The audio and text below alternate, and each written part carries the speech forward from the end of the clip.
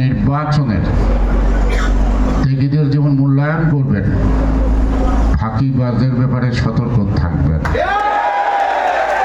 আর নির্বাচনে ধানের শীষ ব্যাস লাগে যারা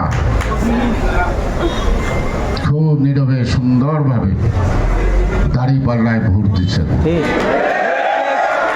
তাদের চিহ্নিত করতে চেষ্টা করেন। হবে আপনার দোকান থেকে বালু নিতে হবে, এই শিষ্টাচারের মধ্যে যেই যাবে তার ব্যাপারে আইনগত ব্যবস্থা গ্রহণ করা। ভালো লাগুক মন্দ লাগুক, কথাগুলো আমাকে বলতে হবে আমার আগামী পথ চলার জন্য। আপনারা আমাকে ভোট দিচ্ছেন, আমি যদি শুধু আপনাদেরকে সন্তুষ্টির জন্য কেরানীগঞ্জবাসীর সাথে প্রতারণা করি অথবা তাদের চাহিদা মেটাতে ব্যর্থ হই, তাহলে আমি আপনাদের ভোট ফেরত দেব, মানে just I quit from parliament. তো কেউ আমার সান্ত্বনা দিবেন না, আমি মন্ত্রী হওয়ার জন্য রাজনীতি করি না।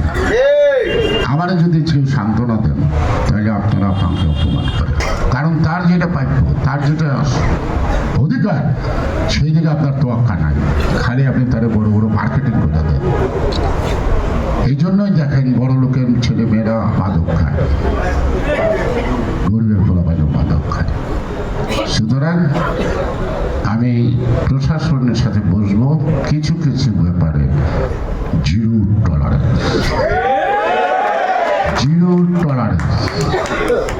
সেখানে কেউ যদি ধরে সেই সব কারণে আমি প্রশাসনকে ধন্যবাদ জানাবো। আমি প্রশাসনের কাছে কৈফিয়ত চাইব না, কেন ধন্যবাদ, এটা আমি চাইব। অন্যায়ভাবে যদি কাউকে ধরে সে বিএনপি নাই করুক, সাধারণ মানুষ হোক, সেখানে আমি প্রশাসনের কাছে কৈফিয়ত চাইব। হোয়াট ইজ দ্য ফল্ট, আমি জানতে চাই, 100 বার জানতে চাই। এটি আমার দায়িত্ব, এটাই আমার রেসপন্সিবিলিটি। আজকে কিন্তু মারাত্মক একটা দিন।